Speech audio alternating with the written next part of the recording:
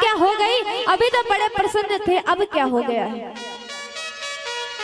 कंस क्रोध में आकर कहता है, अरे मूर्ख हो क्या, तुमने अभी आकाशवाणी नहीं सुनी कि इसका 8वां गर्भ मेरा काल होगा, और मेरा काल जो होगा तो मैं अपने काल को जन्म ही नहीं लेने दूंगा। अब तो वसुदेव जी ने जैसे सुना, मुझे तो कोई आकाशवाणी सुनाई नहीं थी, क्योंकि जो आकाशवाणी हुई ये केवल कंस को ही सुनाई पड़ी थी।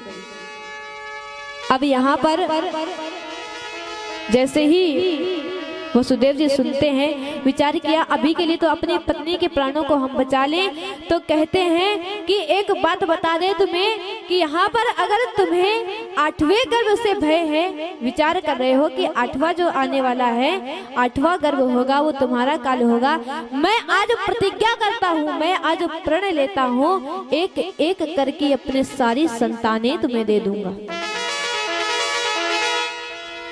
जैसे ये कहा तो कंस बड़ा प्रसन्न होता है और कहता कि लेकिन मेरी एक शर्त है, आज मैं देवकी को छोड़ दूंगा। शर्त ये है, जब तक 8 संतानें हो नहीं जाती हैं तब तक तुम दोनों लोग मेरे यहाँ पर मेरी निगरानी में कारावास में रहोगे। कारागृह में डाल दिया जाता है। समय आने पर इनके यहाँ पर एक पुत्र होता है, प्रथम पुत्र होता है, जिसका नाम रखा जाता है कीर्तिमान। बड़ा ही सुंदर पुत्र है। तो यहाँ पर देवकी मैया अपने लाला को लिए हुए हैं। वसुदेव जी कहते हैं इस लाला की अभी मृत्यु हो जाएगी, इससे मोह करना ठीक बात नहीं है, इससे अधिक मोह मत करो देवी।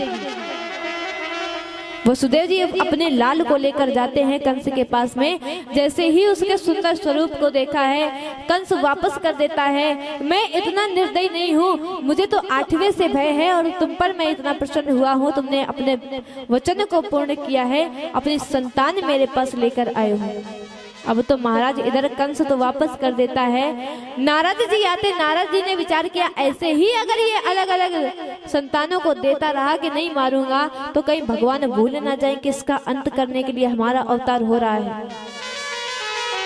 आज नारद देव आते हैं, बुद्धि इनके परिवर्तित कर देते हैं। एक पुष्प लिया है 8 पंखुड़ी वाला, महाराज इधर से गिनिए इसमें कितनी पंखुड़ियां हैं।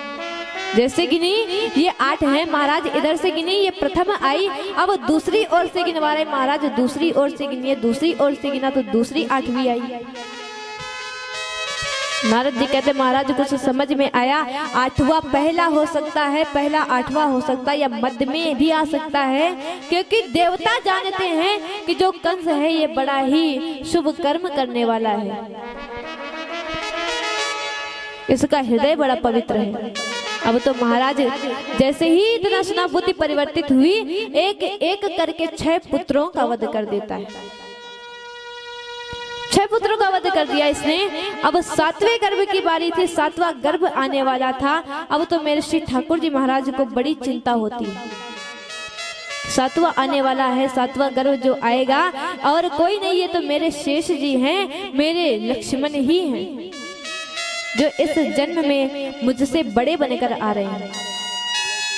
बड़े बनकर क्यों आ रहे हैं? क्योंकि जब पूर्व जन्म में सेवा करते थे तो यहाँ पर श्री रामचंद्र जी कह देते थे कि नहीं लक्ष्मण अब जाओ जाकर विश्राम करो, तो ये कह देते भैया अभी थोड़ी और चरण हमें दबा लेने दीजिए।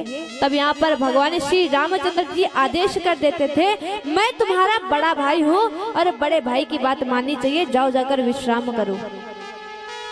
इसलिए इस बार लक्ष्मण जी बड़े बनकर आ रहे हैं कि इस बार भगवान छोटे बनकर जाएंगे तो डांट भी लेंगे हम, तो भी उनकी सेवा करेंगे, डांट कर सेवा करने का अधिकार प्राप्त होगा, इसलिए बड़े बनकर आ रहे हैं। आज यहाँ पर भगवान श्री ठाकुर जी महाराज विचार करते हैं, अपनी माया को आदेश किया कि जाओ ये माता देवकी के गर्भ में जो शिशु है इसका कर्षण करो, इसे निकाल कर माता रोहिणी के गर्भ में स्थापित कर दो। इनका जब कर्षण होता है तो इनका नाम एक और पड़ जाता है शंकरषण। बोले शंकरषण महाराज की। अब धीरे धीरे वो समय भी आ गया, इसे पता चला, कंस को पता चलता है। तो यहाँ पर सैनिक जाते हैं, महाराज जो 7वां गर्भ था, जो 7वां शिशु था वो तो नष्ट हो गया है। तो कंस विचार करता है कि कोई बात नहीं, हमें मारना पड़ता, चलो स्वयं ही मर गया। 8वें गर्भ की बारी आई। और इस 8वें गर्भ की जब बारी आई, इस गर्भ की जो सभी लोग बुराई करते हैं, तो जब इसमें मेरे प्रभु आते हैं, श्री ठाकुर जी महाराज आते हैं, तो सभी लोग इस गर्भ की पूजा करते हैं, पूजनीय हो जाती है। 8वें गर्भ में मेरे श्री ठाकुर जी महाराज आए और धीरे धीरे वही समय आ रहा, भादों का महीना आ रहा है। तो एक बार नारद जी विचार करते हैं कि शायद कंस भूल गया है कि 8वां आने वाला है। कंस को जाकर थोड़ा सा डरा कर आते हैं। तो यहाँ पर कंस के पास जाता, कहो महाराज, क्या आप भूल गए हो कि 8वां आने वाला है? तो जब इतना कहा, कंस कहता कि भूले कुछ नहीं है, परंतु पहचानेंगे कैसे? आप तो देवर्षि नारद हो, आपको सब पता है, तुम बताओ कैसे वो वहां पर आएगा, कैसा स्वरूप होगा? तो महाराज बताते हैं कि वो काला काला होगा, छोटे कद का होगा, पेट में दाढ़ी वाला होगा, बांसुरी बजाने वाला, पीतांबर धारण करने वाला होगा। अब तो महाराज ऐसा चिंतन हो गया कि यदि दाल में जीरा भी आ जाए तो कंस उस दाल को फेंक देता है। अरे हटाओ इसको, अरे हटाओ इसको, ये तो काला काला है, ये मेरा काल है, ये मुझे मार देगा। अब तो महाराज इतना चिंतन हो गया, इतना चिंतन हो गया।